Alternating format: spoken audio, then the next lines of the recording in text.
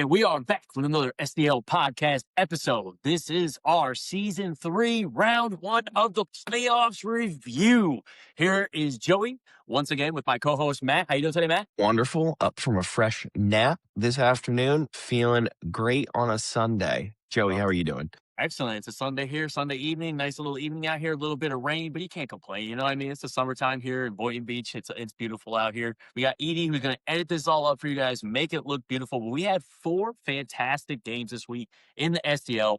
Round 1 of the playoffs. If you didn't catch it, we're going to get to the review right here. 4 more teams punched their ticket to Cancun Island off season. So we're going to talk about that now. Matt's going to take over our first game, which was the second game of the night, but this was our game of the night. Purple versus black. Yeah, Joey, thank you. This is the closest game of the night, and we're going to start this off, get the somber stuff out of the way. There was an injury at the end of that game. Jose Berlingeri, a perennial all-star, a perennial MVP candidate, back-to-back champion, went down with what ended up being confirmed, I believe, as a torn plantar fasciitis, likely done for the rest of the season, maybe even done for a couple of months. Or it is that he did avoid some surgery. So real quick, shout out Jose. We love you so much. We hope you have just a very quick, very fast recovery, and we're looking forward to the next time we can get out and hoop together. But with that being said, was a tightly contested game, Joey. 74-71. Black pulled it out. Jose goes down, I believe, right before Elam or in Elam. It was right around that Elam mark. And the guy can barely move out there. Ends up hitting 2 threes, which is insane. Ends up hitting 2 threes in Elam, just, completely balls out. I was in the gym for that. I had, Kobe hitting the free throws with the torn Achilles vibes. Right. Jordan Fluke, just anything you can think of. It was a heroic effort. Yep. Just some crazy stats. It was kind of a tight-ish on the boards. Black led 57 to 56 in assists. It was 18-14 in favor of Black. Purple had a bunch of steals. Vasquez, had a ton of steals. Black had a bunch of blocks. Jose had a couple pretty insane blocks. It was kind of crazy. A very reckless game though for Black. 16 turnovers, which is kind of crazy. Mm-hmm. Some offensive highlights on Purple. 2 guys stood out. Vasquez, again, always in the 20s, always a top scorer. Was a Opoi season 2. Shockingly, Jared Shore, 28 points. I think he had 6 threes, 6 for 16 from 3, 17 boards, 6 assists. Yep. Crazy game from Jared. He got the shot, what's that thing called? Dr. Dish. Dr. Dish, he's been shooting on it. So, word is he's going crazy with that thing. Mm-hmm. Jose didn't lead the team in points. He was 22, 10, and 8. Triple-double. Watch did have 8 turnovers. He's the all-time leadingest turnover guy, which is just crazy. It's because of his usage. He always has the ball in his hand. But really, a sort of a dual player of the week candidacy out of the next 2 players for Black. Aaron Bregman, 24, 11, and 6. Adam Goodman, 20, 10, and 2. Can't forget Lamadon, only 8 points on 4 of 16 shooting, but 19 rebounds. If it wasn't for Fink, Lon's always in that perennial rebound leader category, which is pretty crazy. So next week, no Jose. Playing against, we'll get into that game, but spoilers, playing against a yellow team, Fink and the Pips. No Jose, just Pips. It's going to be a really, really interesting game. Yeah. Joey, you were in the gym for this. Give some love, obviously, but then let us know about the game. What do you think? For the game, man, first of all, like we said, shout out Jose, our point guard. You know what I mean? Back-to-back champ. He's a better guy off the court than he is on the court, and that's hard to believe when he's one of the best players that I've seen. So, hopefully he rests up quick and he's able to come back for next season. Hopefully, you hate to see him miss him, but it's going to be a tough game next week. But sitting on this game, by the eye test, we were sitting in there. Obviously, to me, player of the game was Goodman. 67% from the field. 20 points, 10 boards. He's always good for the rebounds, for the hustle defense, for the, the diving on the floor. But when he's putting up, 70% from the field, hitting threes, dropping 20, A-Bob is their X factor. And Bregman too. A silent 24 and 11 that he just does it quietly, doesn't flash it out of the gym, just gets it done. On the other side, Sissio had a rough game, only 18% from the field. He had 14 misses out there. But I mean, Jared, if anything, was that not, like you said, an infomercial for Dr. Dish out there? You know what I mean? Look at this out there, absolutely draining them. It's the confidence. You see them in there, drains one. One of the 100%. funnier things in the game, hopefully we can find that clip and put it in here somewhere. Jared was hitting threes. He was high stepping. Goodman hit a three. He decided to high step back at Jared, and he almost broke his spine by falling back on the court because it was hilarious. He barely caught himself. One of the great moments of the game. But yeah, this was a tightly contested one. It was fun to watch, and it was crazy because Purple had had twice as many turnovers, and Mhm. Purple took 94 attempts to their 79 attempts. So they got the shots up. They just, they were missing Furman this week. He was out. Black did had Mhm. a sub. What a game this was, man. This one, it could have Yeah. went any way, but yeah, this was one of the best games in SDL history, obviously. Yeah, that's Black's game though. Lower Mm-hmm. shots, higher percentage. Mm-hmm. But the Adam Goodman kick was absolutely hilarious, and he was limping afterwards too. Apparently, he had some kind of other injury before that. Right. There's no shot. He pulled a hammy trying to do the Yeah. shore high step. We tried to call him out behind the table, which I think was pretty funny.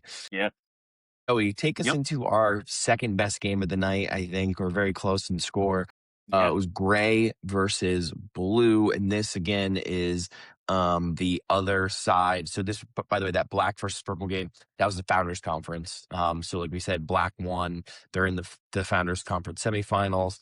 Like I said before, little spoilers, they're going to be playing yellow. We'll talk about that in a minute. But over to the Founders side, Joey, why don't you take us through that game? Yep, we got gray and blue over here. This was our STL After Dark game. It was the fourth game of the night. Everyone was anticipating this one. Gray pulled it out. 79-74. Came down to a little bit of an attrition battle at the end there. Guys were, slugging around the court. Who could get a bucket there?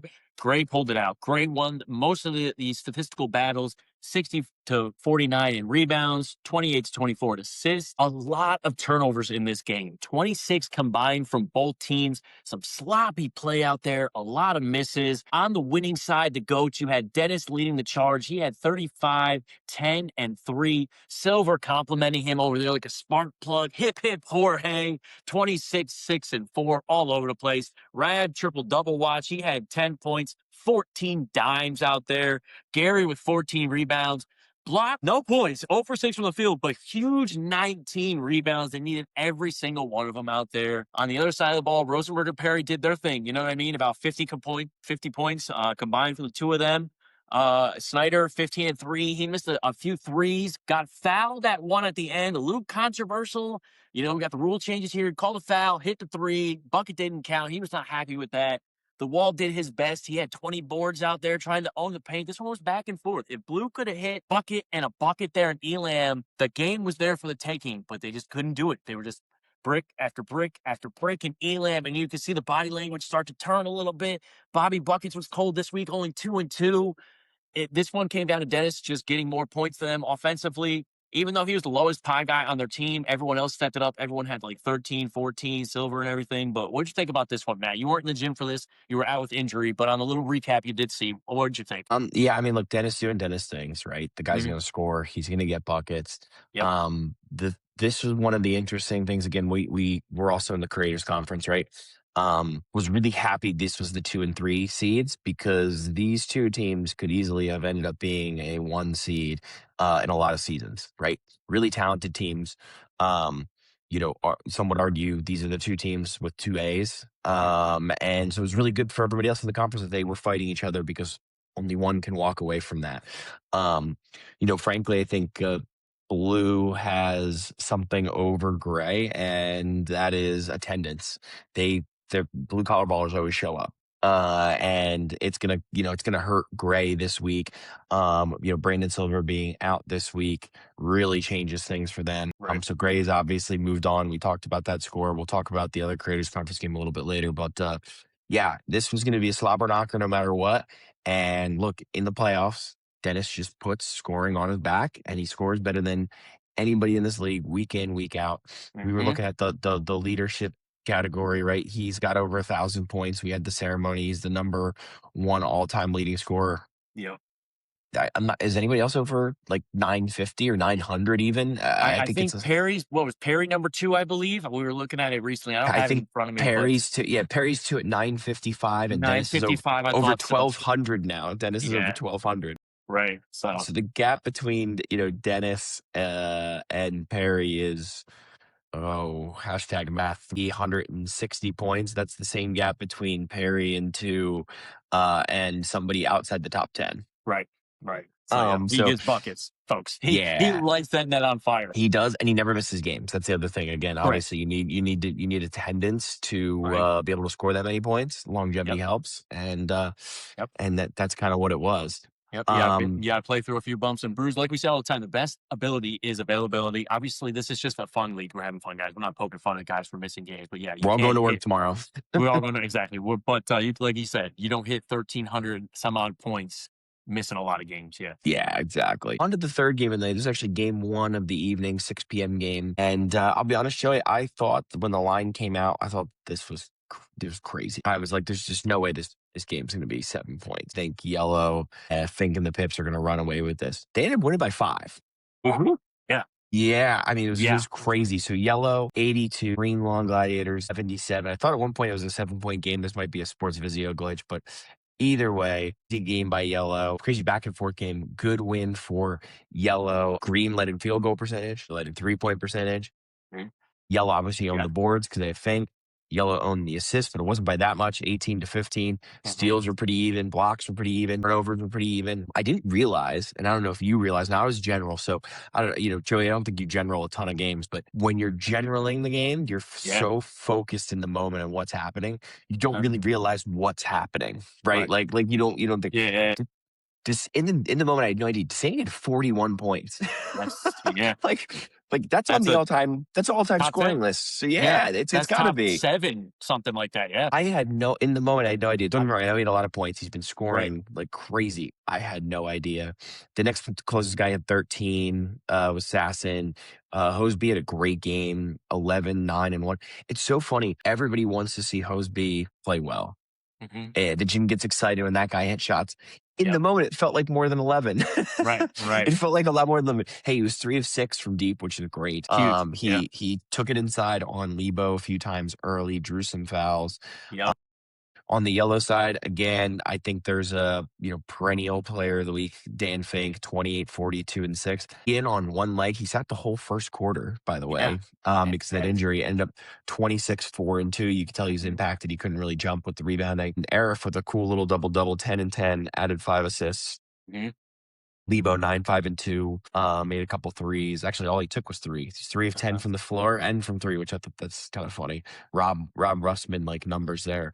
Uh-huh. But and Medeiros can't forget him. 17 misses, 16 of which were threes, 1 of 17 from deep. Right. Tough day to be a Pip there. But Joey, you were in the gym. It was contentious early. It was heated. It kind of came under control there, right? For the Right. most part. Yellow started to stretch their legs. At one point, I'm pretty sure this was like well into double digits, 12, 14 points. And then DeSantis started scoring again, brought it all the way back. DeSantis shot over 50%, by the way. So it wasn't just, Yeah. fluke. It He wasn't had some tucking. volume, but yeah, Right. but it's not like he shot it about 50 times. He was Uh-huh. 18 of 33 from the floor. But what did you think again after, that hot first and second quarter? Yeah. Green was up 10 or 11 points. It kind of came back to its own this game. So yeah, you were the general. I was right next to you doing the TikTok film, so we were both got like the same angle. But like you said, DeSanti and Fink were going back and forth there. Green got up early. They hit some threes. Yellow was frustrated with you for not calling a foul. Remember, folks, if you get fouled, yell foul. It's not got it or none of that stuff anymore. It's foul. And the guys were having a tough time with that in the first quarter of this game. Yeah. Yellow got frustrated. There was a few times where Lebo thought he was straight up, but he was coming down a little bit on the guy. They weathered that storm. They got through the initial onslaught from Green, the DeSanti first hook punch. Jose was playing great, and then they started playing through Fink, obviously. Like I said, they got 17 more shots this game. Why? Because, like you said, they almost doubled them in rebounds, right? So Fink was everywhere. Yellow takes the lead back, but then all of a sudden, in the third, something like that, Yeah. here comes DeSanti again. Bomber hits a three. Sasson hits a three. DeSanti goes bang, bang, bang. Nick had a great game. He shot 60% from the field this week. When his big time shots where they need a bucket from somebody else, he was hitting it. Next thing you know, it's back and forth. But then Ian was hitting that huge momentum killer for Green all night. Obviously, Fink's going to get his, like a Dennis, like an Esco, like anyone like those guys. Ian came out big, hurt leg. He was telling me before the game, he's like, I'm trying not to play if they don't need me. And they needed him this week. And he comes out, hits 26 on a great shooting percentage, too. 26, 4, and 2. I mean, that's a huge performance. Every time Green just got that little bit of art, we're right here. Ian said, nah, boom, 3-pointer, gut punch. Great game. You know what I mean? Everyone for a second there was like in the gym, number one seed might be going down here. You know what I mean? But it was a great game. It really was. Two things. One, one kind of funny thing and one serious. We'll start with the serious one. It's a good thing you brought up the general thing. That game had so many fouls called early that they started to look at the general and like for the foul call. Just a reminder to people, the general's not there to call fouls. The general's there to confirm fouls, to keep things moving.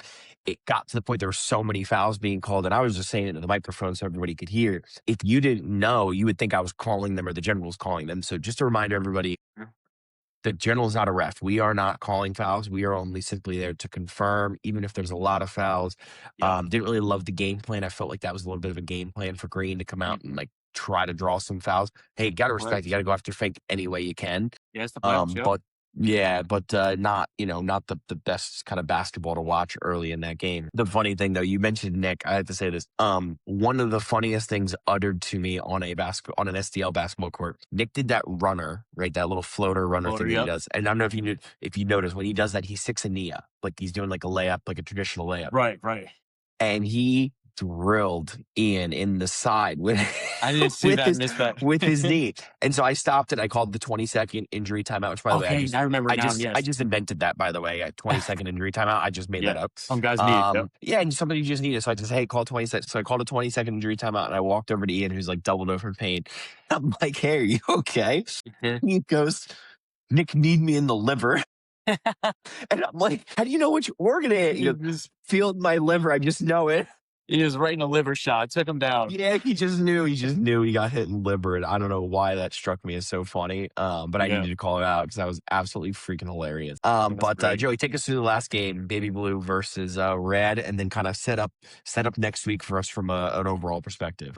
Baby Blue Banter, Red Eye Rebounders. This was the third game of the night. Finishing up the first game for the Creators Conference. We had Blue and Gray as the nightcap, but we were able to pull it out in an ugly game here, folks, shooting wise. It was 59-44. We were able to pull it out in the second half. We were able to win in most statistical categories. We out-rebounded 72-55. We out-assisted 16-11. Red won the turnover battle, 10-6. They had the less amount there. Great game across the board, though, team-wide. Nahoda, co-host here, had 16, 17, and 3. Edie had 17, 17, and 5. Lewis had 16 and 14. Obviously, everyone pitching in. Reich had some huge minutes there in limited play. Reich had 8 rebounds, 5 points, 1 dime. Absolutely owned the boards while he was in there for a little bit.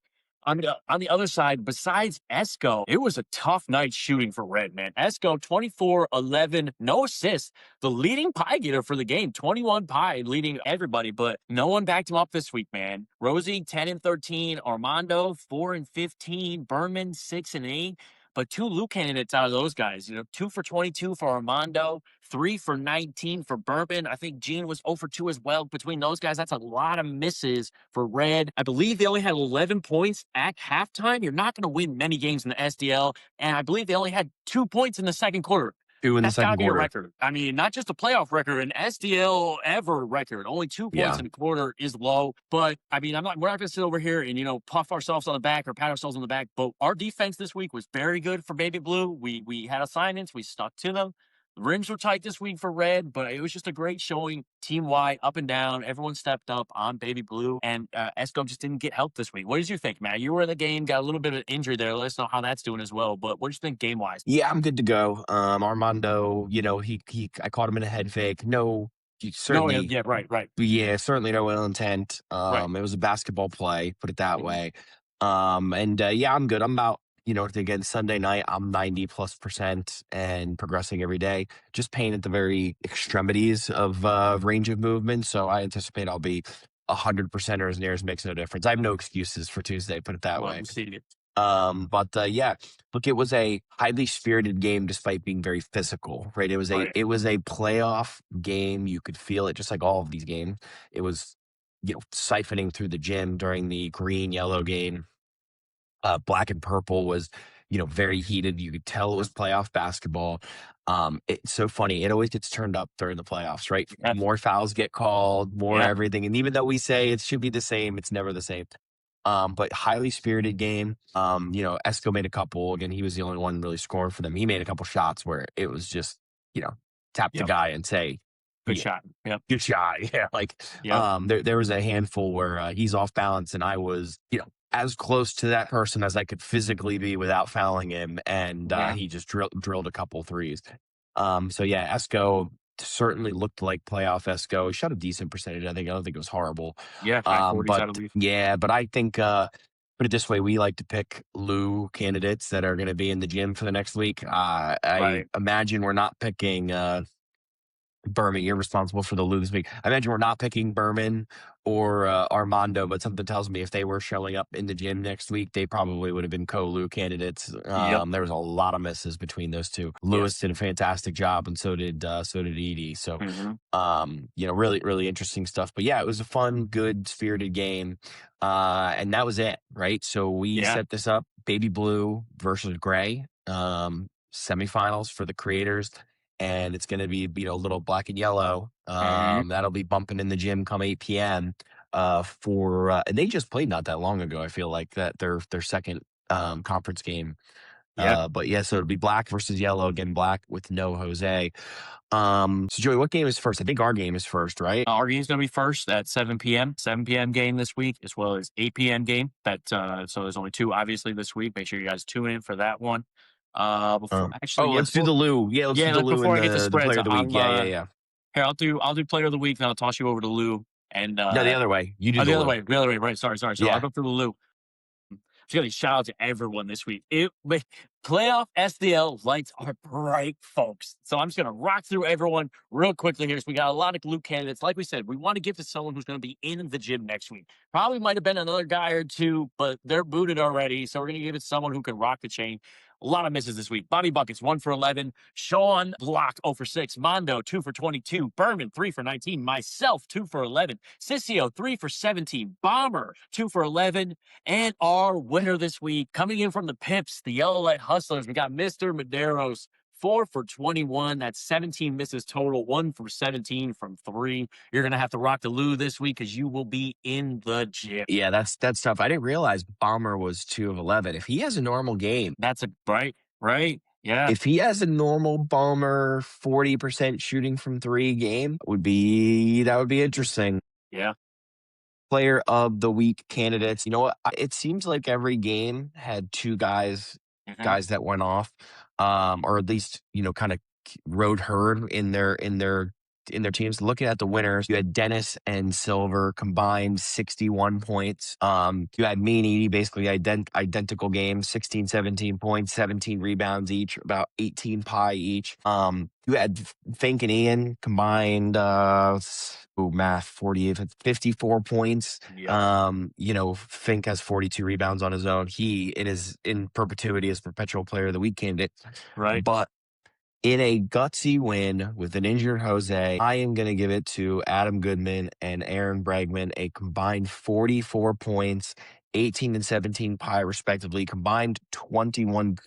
Goodman shot 67% from the field. Yeah. We've saddled Yes. Adam Goodman with a lot of Lou candidacies. So we got to give him a player of the week. So Bregman and Goodman, Adam and Aaron, you guys are going to don the player of the week chain. So good job. Good luck taking on Fink Meister. They have the self-proclaimed Fink killer in London. So we shall see. So before we get into the next game, I want to do a quick little segment that you weren't expecting here. I was hoping you weren't expecting this because I wanted to throw it at you immediately and get your gut check reaction. So now that here we go. Straight off the nap, this is what I wanted to see. Because when you just mentioned Goodman, in my mind, he's had such a good season for Black.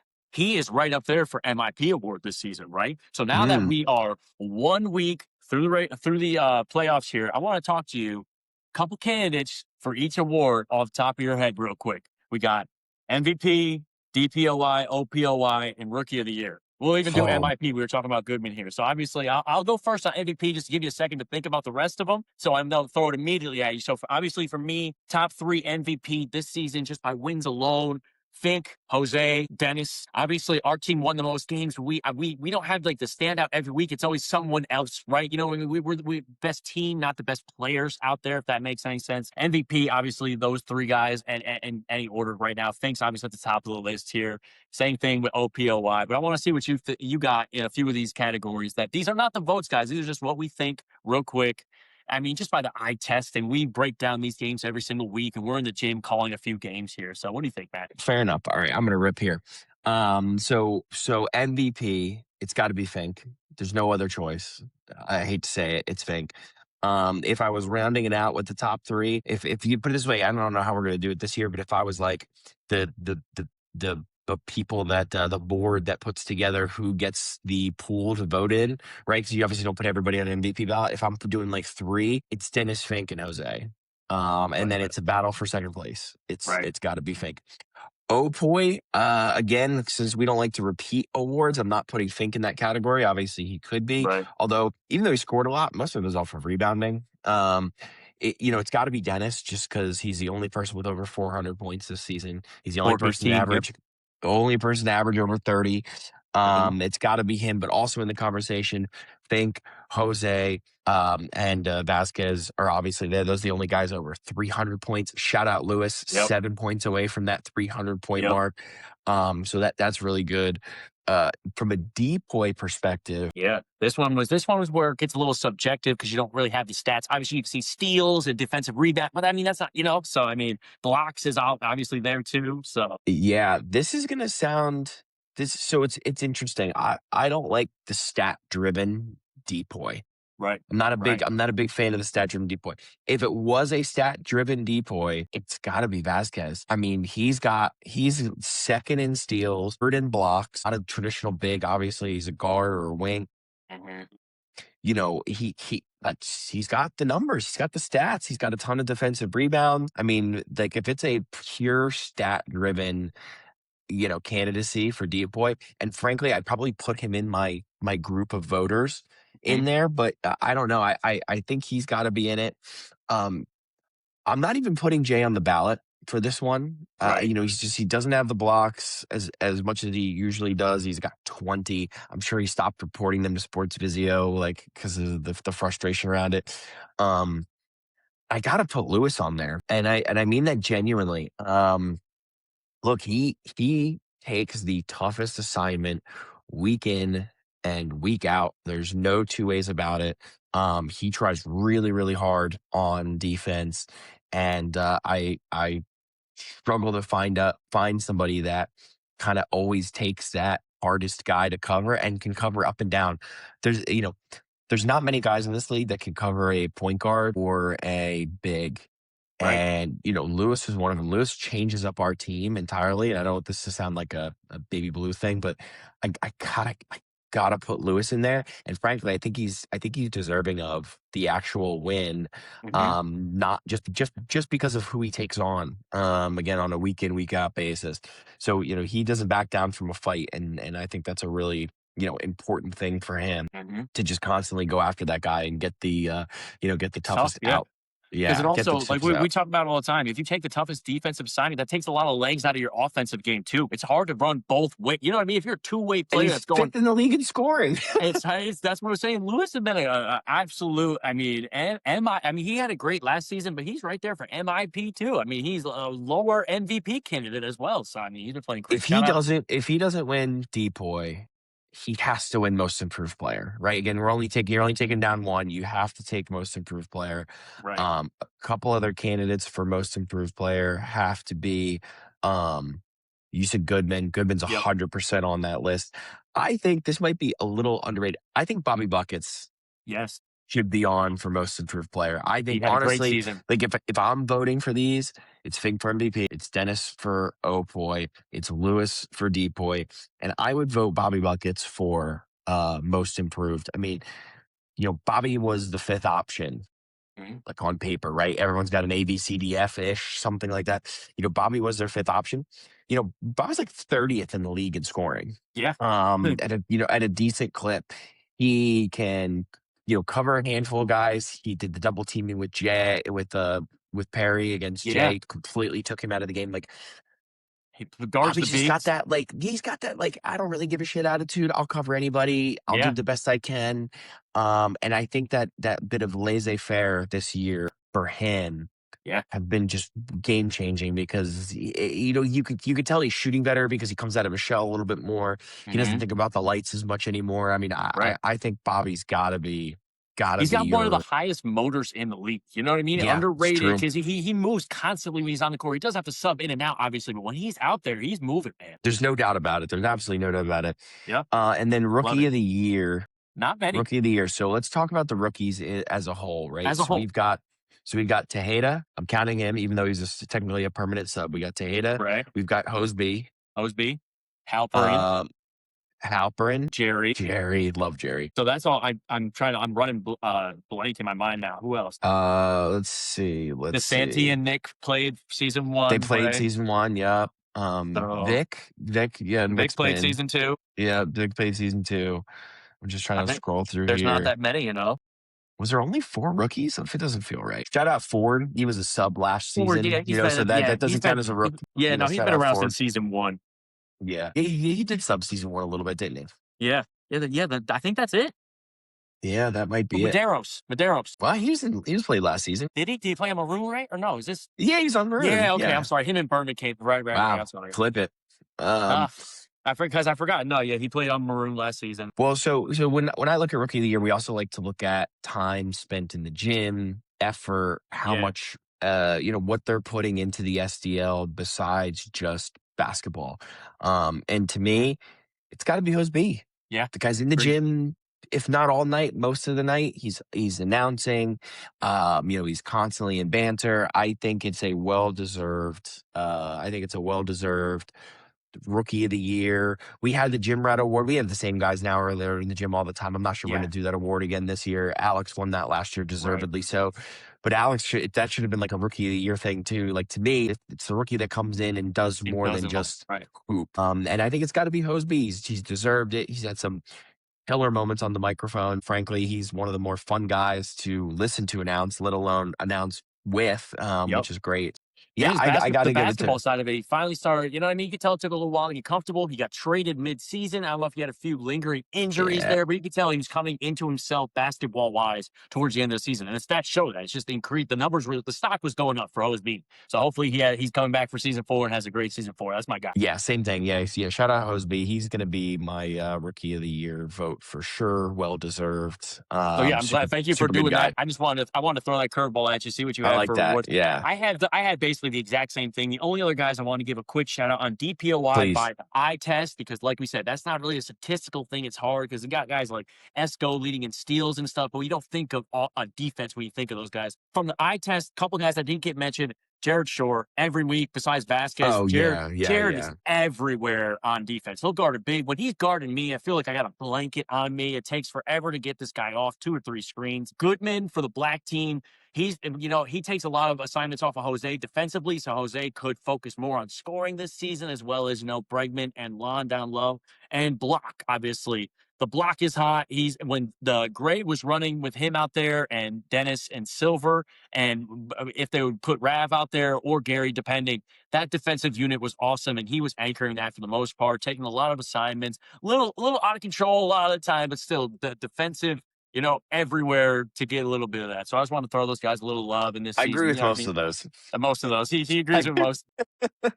But yeah, for offensive players, same thing. The same guys this year. A Rookie of the Year, Hoseby, and MIP, Lewis Goodman, Bobby Buckets. Those guys had a great, season 3 of the drama season. I can't believe it's almost over. Fink's technically a rookie, by the way. So if we're giving him MVP, I just forgot Yeah, about him for the rest of the So awards. did I. I did too. I did too. So, but yeah, and Fink has been a great addition too, because obviously we got to shout out Fink. Not only is he great on the basketball court, he keeps his school out there. He's brought food. He's one of the better guys on the mic. You know what I mean? So shout out to new guys. Love to see you in there. Jerry's been a great addition. Brett's been out there. He finally come and play a little bit more when he's talking in the chat a little bit. So hopefully we get everyone corralled a little bit better for season 4. Absolutely. All right, Joey, let's go into, because we're already at 36 minutes here. Let's get into next week, 7 p.m. Gators Conference going first this week. Baby Blue versus Gray. Again, no Brandon Silver. I almost said Adam Silver. No Brandon Silver this week. Now, funny enough, we have a little insight into this. We played Gray 5 weeks ago without Brandon Silver. Just to remind everybody really quickly, that game, Baby Blue won 80-52. Now, that was in a different environment, the Dakota. With our spread and our 3-point shooters, it's a really tough assignment. I jokingly said that I don't think we lose a game ever if we're playing in Dakota, just because of how much we could spread the floor, how much more room there is in that gym. So it was a tough out for them. We led in most statistical category. Lewis led our team with 24. Edie had 20, and Dennis had 31 points last night. And if you remember, Dennis had 25 of Gray's first 27 points in that game. He went ham in that second quarter. Like 20 plus straight ham. easily for them. Yeah. Yeah, they were out of it. They were out of the game. We were up like 14-2 or 17-2. And then we scored a couple points in there, but it ended up being tied at like 26. I mean, it was a crazy game by Dennis. He did end up running out of steam. He shot the ball 39 times that game, which is kind of crazy. If I'm not mistaken, I think we might have went into halftime losing that game to Gray. He went so crazy in that second quarter there. If not, it was close. It was like a 2-point game. It was really close. Yeah, so that's a reminder of the game. We got the lines right here. Let me just bring this up really quickly. And that line is, wow. Yeah. This is a shame. This might be the biggest line we've had in a while. This is a double-digit line. Without Brandon Silver, this line set by Hardwick, who, by the way, has been incredible at setting lines. Baby Blue minus 10.5 against Gray. Now that, I don't even want to say that out loud. That's going to piss off the great team.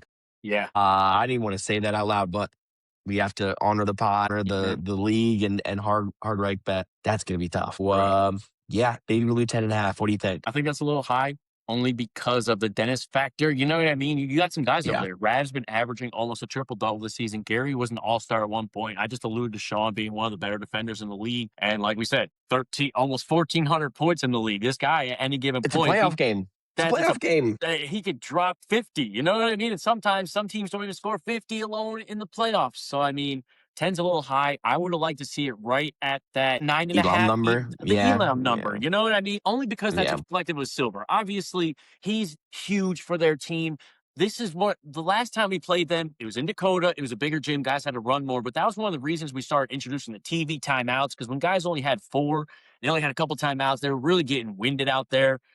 It's going to be tough with Silver out there. He's their glue guy who does a little bit of everything and adds that second level of athleticism and energy to Gray. But we got to come out and play, obviously. We got to hit our shots. We got to play our defensive game, and we got to get everyone involved like we usually do. So, I'm looking forward to this game, but like I said, 10.5, a little high for me. I would like to see it even a little bit lower. Yeah, I just asked the Hard Reich bet what the line would have been if Silver was playing. We'll see if before we end... I'll guess real quick. To us. If he gets that to us, let's see. I'll guess with Silver, I think it would have been our favorite because we're the number 1 seed coming in, winning so many in a row. 4.5 to 5.5, right around half of Elam. I think around half of Elam. Yeah, I would have said 4. I've noticed with 4. Hardreich, if I ask him when it's like a decent player, not like an A, I should say an A because I think Silver can be an A, but I'm talking about like the number one option guy. Mhm. I've noticed the big ones are worth anywhere from like that 5 to 6 point range. So if it's 10.5, I kind of probably think 4.5, and Mhm. maybe I may get 6 instead of 5 because it's a playoff game, right? Right. Yep. So that's what I think. But Joey, second game, and then we have a special line that's Yep. out early, could move, Good move. pending some things. But take us through the line for the second game. So you were just alluding to it. Last game, our game, obviously a huge spread in this one. The next game is a bigger Even spread. bigger. Want to know why a point guard is missing? A point guard is missing. Unfortunately, An like we said, MVP candidate is missing. MVP candidate, 4-time in a row champ, coming from other leagues here. We hate to see him injured out here. We hate this out here, guys. If I could give him my foot to play in the game, I would. But Jose is out. Yellow is favored by 13.5 points over Black this week. That's a huge line. But it's going to be tough out there. Obviously, that means, you know what I mean? Jerry's got to play full game. You don't have a sub. Someone's got to initiate the offense, get it going there. And you got Fink down low, who's just, I mean, it's going to be tough. You know what I mean? Lon's going to have to absolutely put up monster numbers. Goodman's going to have to hit a lot of shots, and so is Bregman, for them to really even, stay close on this one. But I mean, akin to the Green game last week, you know what I mean? If shots are raining for Black, they got the championship pedigree. You never know. They might have that another gear where they just kind of turn it up a little bit and say, here we come. But what do you think about this one, man? This one's going to be tough without, obviously, you're missing your best player. That, diminishes your chances a lot. I hate to say it, the line's probably right. I guess it sucks. But there is a recipe. If you're throwing ingredients in and mixing up that thing, there is a recipe for Black to win this game, and that is just, Fink's going to score, and don't let anybody else score. You put your best defender on Ian. You put your next best defender on Arif or Medeiros. You put your next best defender on Lebo or Medeiros or whoever the rotation, whoever the rotation is. And then you just let Fink score 2 at a time and hope your threes are going in and you score 3 at a time. I mean, right? We Yeah. know the math. The math works. Expected plays per possession, points per possession. You shoot more threes, you make more threes. Three's worth more than 2. It's a higher point per possession. So if you hold everybody else, and Ian's really the key because he scores the most points for them. If you hold the Pips to a combined 12 points, the most points scored by a guy in the SDL is obviously Dennis, 48 points. Yep. Let's give Fink the benefit of the doubt. Fink can score 50. Right. That's only 62 points. 62. Yeah. That's only 62 points, right? Yeah. So if I'm Black, all I'm talking about is defense. All I'm talking about is forget Fink. I'm not double teaming him. Yes. I'm not going to let the Pip score. Don't If Fink wants to go get 2 at a time, let him go get 2 at a time. Yeah. And Black, just hope you go get 3. Right? They have to rebound the rebounding game of their lives for Black. You got to box out every possession. You got to, every single possession for them has got to be a dogfight in this one. They, in theory, could double block out Fink. That would be the time to double team him. Right. Have Lon turn around and face, like don't turn around and go for the ball. Like literally face guard, rebound Fink, and have another Pip come in and just put their butt into his hip and double team him and let Lebo, Medeiros, Ian, let those guys try to rebound. I mean, Ian's a decent rebounder, but he's still probably hobbled. Like, you can't have 2 calf injuries and then all of a sudden be fine 7 days later, right? He's like 40 years old. Right. So there's a recipe to do it. I get the line of 13.5. And I will say Black tends to be a little bit more conventional, respectfully. Right. They don't like going out of the norms. And when things go wonky, that's sometimes when they things go awry for them, right? A great example of that is when we played them. We played them without Lewis. We played them without our number 1 scorer, a depoy candidate, and we came out with the wonkiest defense against them. They'd never seen it before. The first 6 minutes of that first quarter, they had no idea what to do. They couldn't do their normal pick and roll. Jose's yelling at Lon. So that's not an environment that they thrive in. So I don't know if they can pull it off, and I would bet anything Jose's going to show up. If Jose can coach them through this, give them some pointers. There's a chance. There's a chance they win this game. There's no doubt about it. There's a chance they could absolutely win this game. There's any given Tuesday, anyone can win the SDL, right? You know what I mean? I remember last time they went up, obviously they had Jose, and we always talk about, obviously, Fink's face the number one guy, but him and Lon is a decent battle down there. The first half of last game, those guys were going at each other. I think obviously won the war of attrition and had a great second half. But if you get a full game of Lon not matching Fink, because it's real tough, you know what I mean? But you know what I mean?